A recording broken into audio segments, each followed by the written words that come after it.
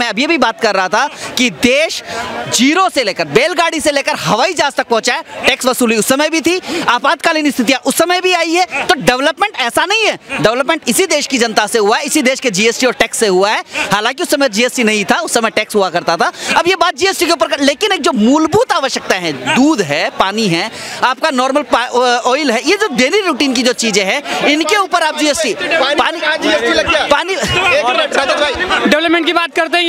ये डेवलपमेंट की बात करें, इनसे पूछिए कि 2014 से पहले जो डेवलपमेंट हुई थी, आज वो रोड क्या से कहां पहुंच चुकी है, आज क्या डेवलपमेंट हुआ और कल क्या हुआ था। भाई बहुत सारे लोग बात कर रहे हैं ना, मैं आपको बता दूं, दूध दही की जो बात कर रहे हैं ना, वो ब्रांडेड प्रोडक्ट पे है। जो ब्रांडेड प्रोडक्ट है ना, पैकिंग वाले, उस पे है। जिनको जीएसटी का जी नहीं पता होगा, लेकिन जीएसटी की बात करने आ गए। ब्रांडेड प्रोडक्ट, लूज प्रोडक्ट पे कोई जीएसटी नहीं लगा है। एक बात नहीं सकता। दूध अल्टीमेटली आदमी जो एक आम जन है वो डेयरी पर ही लेने जाएगा, तो डेयरी सारी की सारी ब्रांडेड प्रोडक्ट है भाई, अपने आप में मिलता है। डेयरी पे तो लूज मिलता है, लूज पे कोई जीएसटी नहीं है, इनको नॉलेज ही नहीं है। लूज प्रोडक्ट पे कोई जीएसटी नहीं है, गलत कहां से पढ़ के आए भाई। अगर आप मदर डेयरी का, अमूल का ब्रांडेड प्रोडक्ट लोगे, उस पे जीएसटी है, लूज पे कोई जीएसटी नहीं लगा है। पहली चीज तो ये क्लियर कर दूं। और दूसरी बात जो ये कह रहे हैं ना, दूसरी बात इनको आप ये पूछो कि जो महंगाई बढ़ रहा है, जब कांग्रेस की सरकार थी तो क्या महंगाई उस टाइम पे नहीं था? महंगाई तो उस टाइम पे भी था, डबल डिजिट में था। आज जब देश तरक्की कर रहा है, देश आगे बढ़ रहा है, जो आपके 2010-14 से पहले आपके पास में सिर्फ और सिर्फ 12 एम्स थे। ऐसा वो कह रहे हैं कि पैकेट जो आइटम्स है ना, जो ब्रांडेड है, उनके ऊपर ही जीएसटी है। अगर एक आम आदमी उसको खरीदने के लिए सक्षम नहीं है तो वो लूज प्रोडक्ट भी खरीद सकता है। ये कहना है कि हर आम आदमी घर में एक भैंस पाल ले, हर आम आदमी एक घर में गाय पाल ले और उसी से दूध दही बना ले, प्रोडक्ट उनको खरीदना ही नहीं पड़ेगा। खैर, ये अपनी अपनी बात करते हैं। फिलहाल मैं इतना सा कहना चाह रहा हूँ कि देखिए, जो वर्तमान देश की स्थिति है, महंगाई, बेरोजगारी से देश बिल्कुल त्रस्त है। इसके अलावा देश की मूलभूत मुद्दों पर कोई बातचीत नहीं की जा रही है, शिक्षा के ऊपर कोई बातचीत नहीं की जा रही है। कोविड हम सब ने झेला है, देश की किस प्रकार से स्थितियां चरमरा गई थी, इन सब स्थितियों पर कोई बात नहीं करना चाहता। मुद्दा आजकल हिंदुत्व हो गया है, मुद्दा आजकल एक धर्म विशेष हो गया है। तो इन चीजों से बच करके मैं अभी भी एक राय देना चाहूंगा कि आप सत्तारूढ़ पार्टी हैं, देश के अंदर जनसंख्या बहुत बड़ा समस्या है, जनसंख्या पर कानून लाइए, लेकिन आप उस पर कानून लाने की कोई बात नहीं करना चाहते हैं। आप धर्म विशेष के 3 तलाक का मुद्दे पे बातचीत कर लेंगे। तो मेरा सिर्फ इतना सा कहना है, आप देश की जो मूलभूत आवश्यकता है, देश के नागरिक की जो आवश्यकता है, उस आवश्यकता के आधार पर आप बात कीजिए। अगर जनसंख्या की कानून की आपने बात करी, तो लगातार जिस तरीके का माहौल बनता है, उसके बाद में हिंदू मुस्लिम की राजनीति हो जाती है। फिर हिंदू कहते हैं, मुस्लिम कहते हैं कि हमारे ऊपर कौन रोक लगा सकता है, तो फिर वो टारगेट वाली बात आ जाती है। तो इस पर लगातार वो यही कह रहे हैं कि हिंदू मुस्लिम का भाईचारा बना रहे, जिस तरीके से हम उसको हैंडल करते आ रहे हैं, वो लगातार यही कह रहे हैं। बाकी मैं बात उनकी नहीं कर रहा हूं, मैं सबकी बात कर रहा हूं। राहुल गांधी जी जोड़ने में लगे हैं, 100 किलोमीटर की यात्रा पूरी कर चुके हैं, और उनके साथ में इस तरीके के लोग हैं जो कि विवादों में रहे हैं। कन्हैया कुमार को आप जानते होंगे, वो भारत जोड़ो यात्रा में टी-शर्ट पहनकर चल रहे हैं। वो जो एक टाइम पे विवादों में रहे थे कि भारत तेरे टुकड़े होंगे। तो किस तरीके की ये मानसिकता है उनकी, किस तरीके के लोगों साथ लेकर चल रहे हैं? देखिए, भारत तेरे टुकड़े होंगे, कितने एडिटेड वीडियो को आज तक भी मुद्दा बनाया हुआ है। आज तक मैं तो ये कहता हूँ, कन्हैया कुमार की अगर समस्या है तो कन्हैया कुमार को जेल क्यों नहीं भेज देते भैया? सेंटर आपका, सब कुछ आपके हवाले, आप क्यों नहीं जेल भेज दे रहे कन्हैया कुमार को? मुझे तो ये समझ में नहीं आ रहा। तो ये विवादों को तो बनाया जाता है, गढ़ा जाता है, ऐसा ये सब चीजें फालतू की बातें हैं। जेएनयू जो देश की यूनिवर्सिटी है, जहां पर एक विचारधारा पनपती है, उस विचारधारा को तोड़ने। जॉर्ज पुनैया को सुना है आपने? जॉर्ज पुनैया को सुना है आपने? मैं माफी चाहूंगा सर, मैं जॉर्ज पुनैया से मैं परिचित। जॉर्ज पुनैया लगातार कहते हैं कि ये जो भारत माता की मिट्टी है ना, ये मेरे पैरों में न लग जाए, मैं ऊपर ही ऊपर रहता हूँ। मैं यहाँ पे जो एक गॉड है वही हमारा भगवान है, उसके अलावा और कोई नहीं है। मैं अभी जॉर्ज पुनैया के बारे में कोई टिप्पणी नहीं कर सकता, मैं उस पर कोई इत्तेफाक अभी नहीं रखता। अच्छा, देखिए, ये इसका महंगाई की बात आज के टाइम पे आपको पता है कौन कर रहा है? जो 40,000 की टी-शर्ट पहनता है। आप समझो, महंगाई की बात वो नहीं करता जो मजदूरी करता है, 1000 रुपए या 700-800 रुपए महीने कमाता है। वो कहता है मुझे मेरा देश सुरक्षित होना चाहिए, मैं एक टाइम कम खाना खा लूंगा। 40,000 के टी-शर्ट पहनने वाले अगर महंगाई की बात कर रहा है तो किसी को शोभा नहीं देता है। एक बात।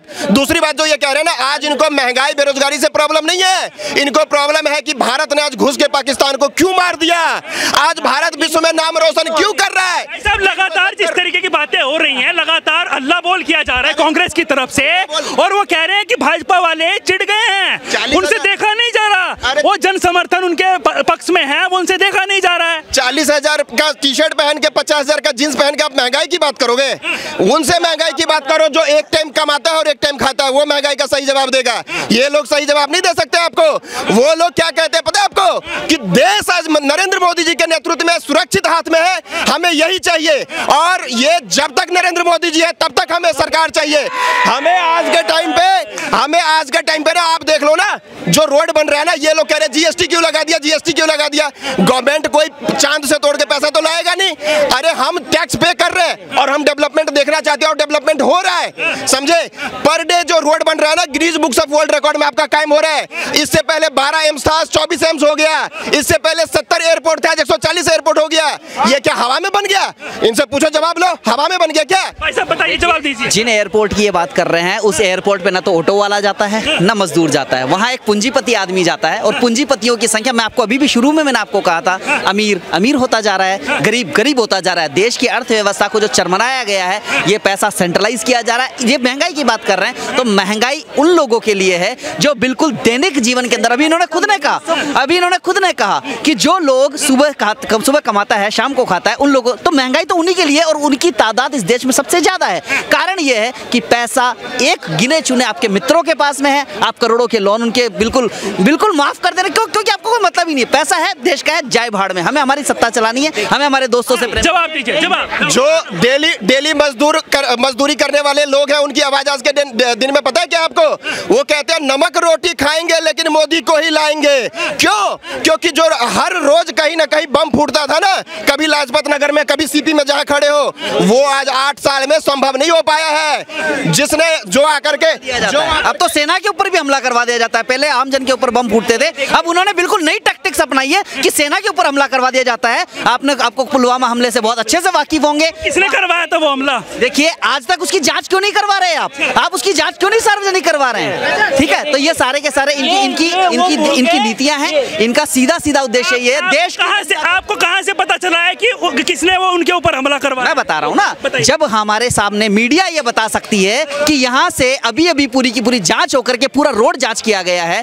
जो सेना वायु यात्रा से जाने वाली थी, उसको सड़क यात्रा पे अचानक उनका प्लान चेंज किया गया। आपने भी इन चीजों को पढ़ा होगा, आपने भी इन चीजों को जाना होगा। ऐसा क्यों, आखिर ऐसा क्यों हो जाता है अचानक? तो देखिए, मेरा कहना इतना सा है कि ये जो बम धमाके की बातें कर रहे हैं, ये उन लोगों को अच्छी नहीं लगती जिन्होंने गुजरात के अंदर पूरे के पूरे आम जन को कटवा दिया था। खैर छोड़िए, ये तो खैर उन लोगों को नहीं समझेंगे। फिलहाल मेरा सिर्फ अब भी ये कहना है, इस देश की एकता बनी। जब गोधरा एक्सप्रेस चलाई गई थी जी, गोधरा एक्सप्रेस चलाई गई थी जब गोधरा एक्सप्रेस, अब ये तो देखिए, ये है ना, जब आप हमला करोगे तो दूसरा भी हमला करेगा। ये सब चीजें चलती रहेगी। उस सद्भावना को ही बनाए रखना है। ये सद्भावना को खराब करने का काम कर रहे हैं। ये देश की सत्ता यही है। इन्होंने सेना पे सवाल उठाया, तो अब हमें बोलना पड़ेगा कि ये वही लोग हैं जब हमारी सेना सर्जिकल स्ट्राइक करके आता है तो सबूत मांगता है कि सिर्फ पेड़ गिरा था। वही लोग हैं, ये वही लोग हैं जब इंडिया पाकिस्तान में पाकिस्तान जीतता है तो खुशी मनाता है। ये वही लोग हैं जब पाकिस्तान का इंडिपेंडेंस डे होता है तो वहां का झंडा फहराता है। तो इन लोगों से डिबेट करने के आपको कोई फायदा नहीं होगा। आज यहाँ का गरीब जनता या कोई भी जनता हो, सब खुश है मोदी जी के नेतृत्व में, और मोदी ही आएंगे, आप लिख करके ले लो। इन लोगों को कुछ भी करने से कोई नहीं होगा, क्योंकि आज 130 करोड़ जनता मोदी जी के साथ है। उनका बाल बाका नहीं हो सकता है। आना तो वो चाहिए ना जो सही काम करे, वो आना चाहिए। एक बात देखिए, ये भाई कह रहे थे पहले कांग्रेस के राज में हुआ क्या था, हमारे जवानों की गर्दनें काट के ले जाते थे। आज किसी की मजाल है कि आंख भी उठा के देखे भारत के ऊपर, कोई भी आंख उठा के देखे, पूरा संसार जो है भारत कितना अंदर घुस गया, कृपया मोदी जी बताने का कष्ट करेंगे। चाइना कितना अंदर आ गया है, चाइना पर कोई बात नहीं करना चाहेंगे। मेरी बात, चाइनीज कुत्ते को 40 कुत्ते को ऐसे मारा था, चाइनीज 40 कुत्ते को ऐसे मारा था ना कि वो मीडिया में भी नहीं दिखा पाया। अमेरिका ने रिपोर्ट करा था कि इस तरीके से मारा है, और अभी देखो कैसे दुम दबा के भाग गया।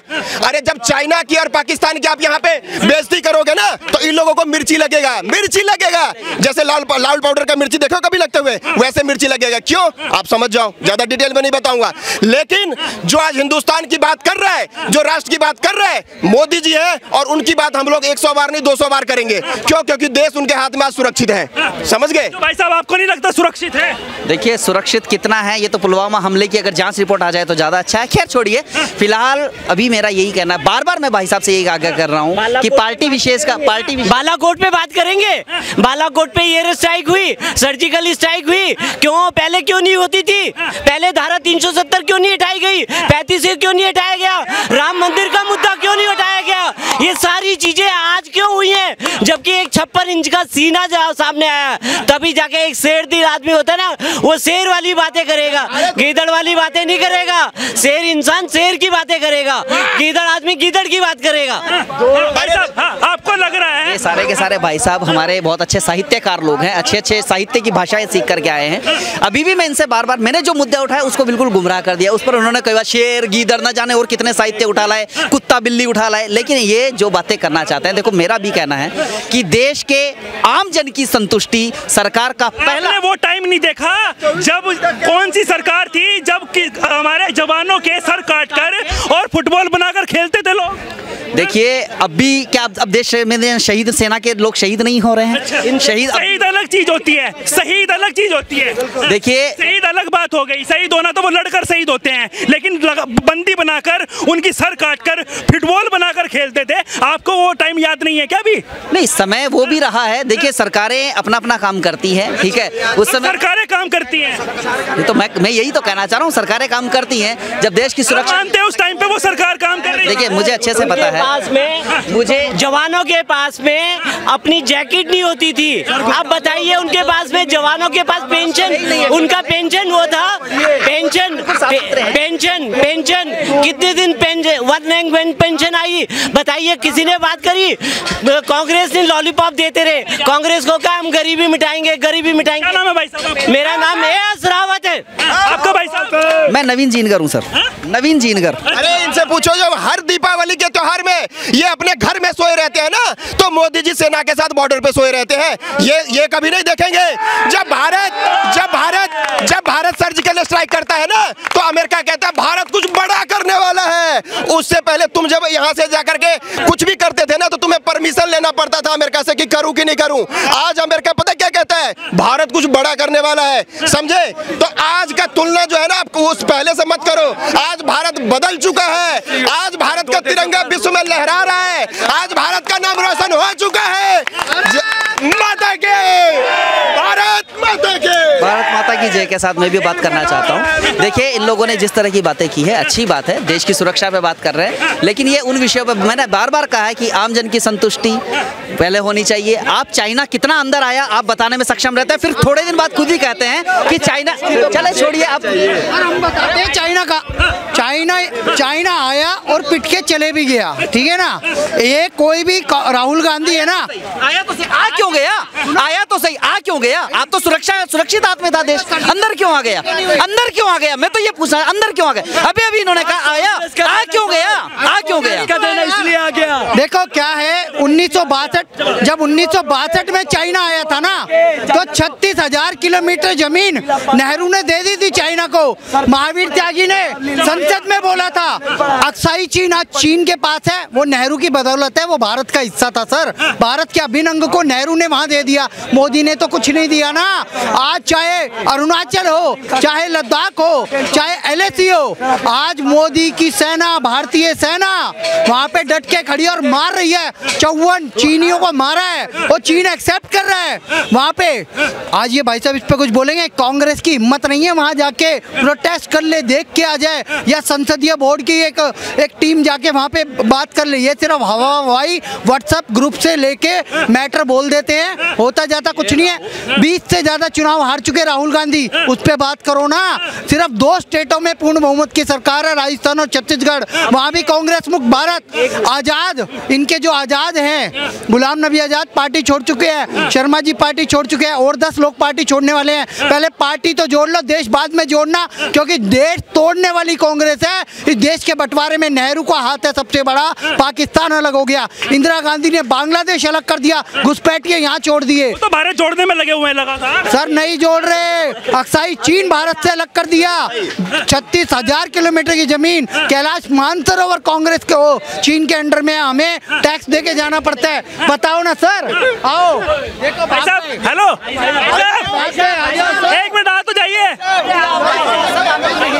सर। सारे के सारे सारे लोग आपके हैं, सारी की सारी जनता आपकी है, कैमरा आपका है। Thank you. हम तो आपके पास आ रहे हैं, आप क्यों नहीं आ रहे हैं? हम तो आपके पास आ रहे हैं। जिन मुद्दों पर मैं बात करना चाह रहा हूँ, उन मुद्दों पर बात भी नहीं करना चाहते। जब मैं जिन मुद्दों पर देखिए आप नहीं है, देखिए सच सुनिए भाई, देखिए जब मैं बोलना चाह रहा हूँ आपके देखिए मैं आपकी भी बात सुन रहा हूँ, मैं बता दूं आपका जो उद्देश्य बना हुआ है, जब मैं बात बोल रहा होता हूँ आप बीच में काट करके अपना बीच में काट करके नहीं, हम बातचीत कर रहे हैं।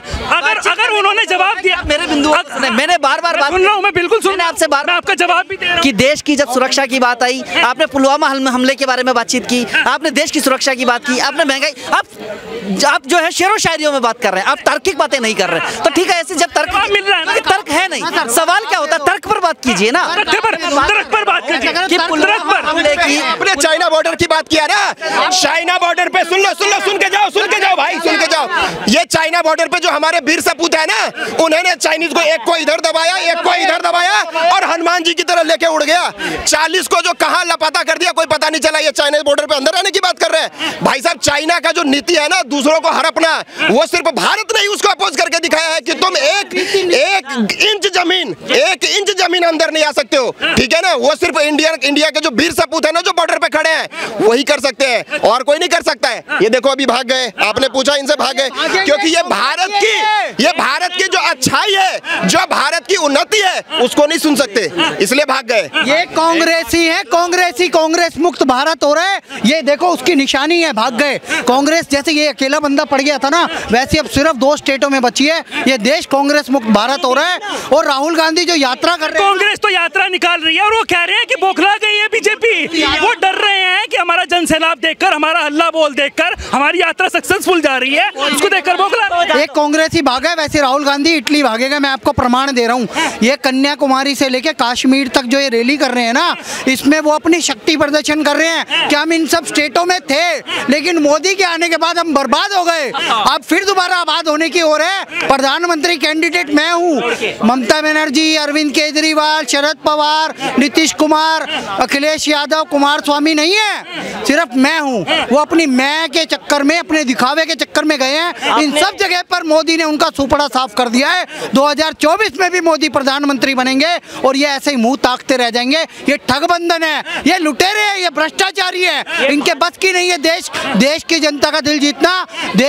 ये देखो दिल्ली सिर्फ जनता की बात है, मोदी को समर्पित है, देश की जनता मोदी को समर्पित है। वो तो ये कह रहे हैं कि हमारे जो राजा हैं, हमारे देश के प्रधानमंत्री, वो अपने दोस्तों में व्यस्त है और जनता त्रस्त है। देखो दोस्तों में अगर व्यस्त होते तो कांग्रेस के कार्यकर्ता छोड़ के नहीं जा रहे होते। मोदी जी देश की भक्ति में व्यस्त हैं, देश के डेवलपमेंट में व्यस्त हैं। ब्रिटेन से ऊपर हमारी इकोनॉमी ले गए मोदी जी ने सैन्य हमारी सशक्तिकरण करा है, मोदी जी ने हमारे को डेवलपमेंट दिया है।